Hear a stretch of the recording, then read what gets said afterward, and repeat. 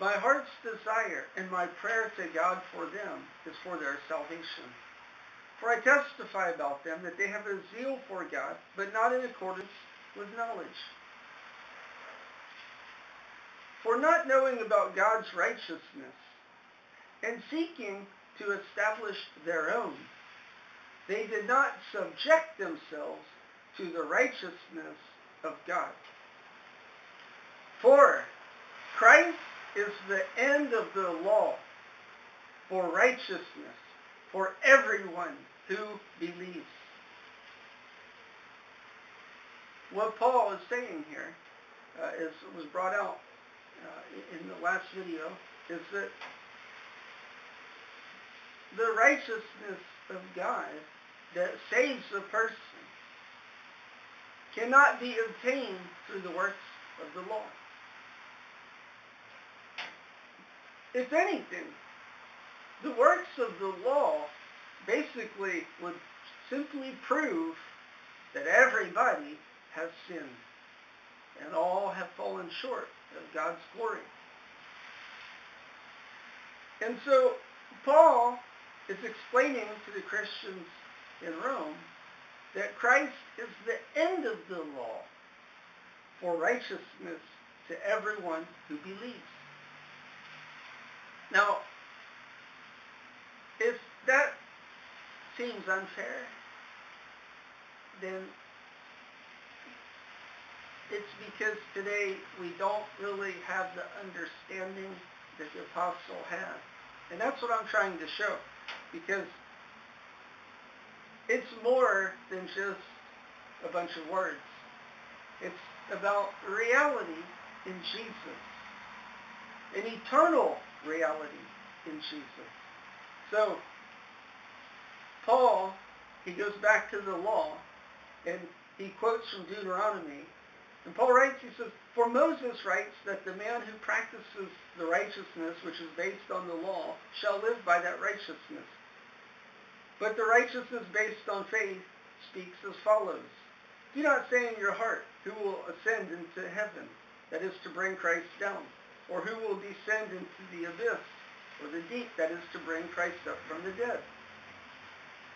Here, Paul is referring back to the 30th chapter of Deuteronomy. And in the 30th chapter of Deuteronomy, Moses says to the people,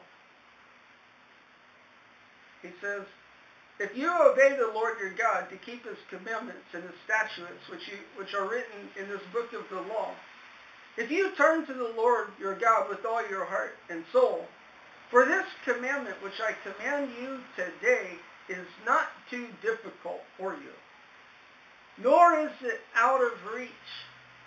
It is not in heaven that you should say, well, who will go up to heaven for us to get it, so that we can hear it and observe it?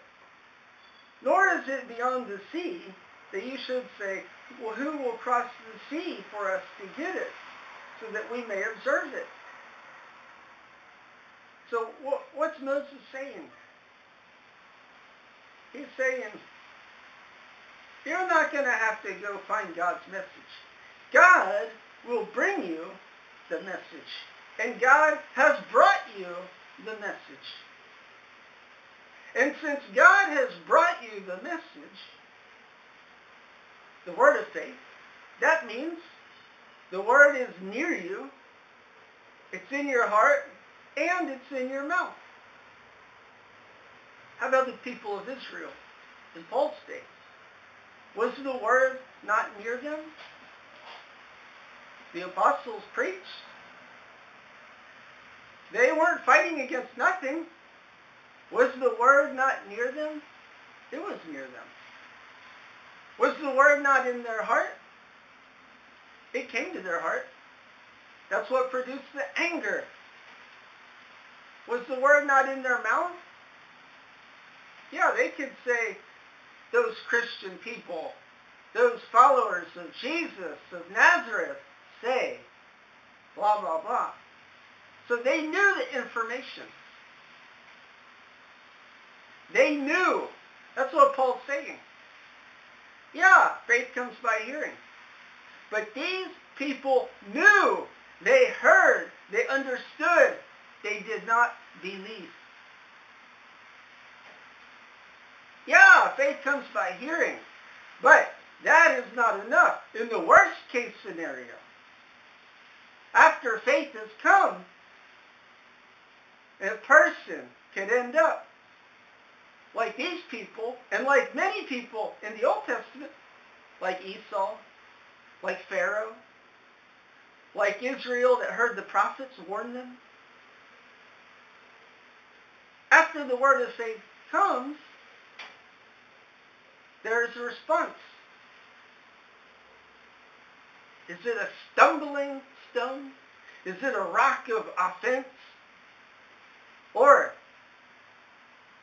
does one believe? Does one obtain favor in the sight of God? Does one yield? Does one submit? Does one accept? Yeah, faith comes by hearing. What happens after faith is heard? Now, so Paul goes on to explain, if you confess with your mouth Jesus as Lord and believe in your heart. What is believe? It's not what Pharaoh did. It's not what Esau did. It's not what Ishmael did. It's not what Hagar did. It's not what the rebellious people of Israel did when they rejected the prophets, when they wanted to kill Elijah. That's not what believe is. So Paul says, for with the heart, and believe in your heart that God has raised him from the dead, you will be saved. What does it mean in this context that you will be saved? What it means is that you will obtain the righteousness of God through Christ. Paul goes on to say,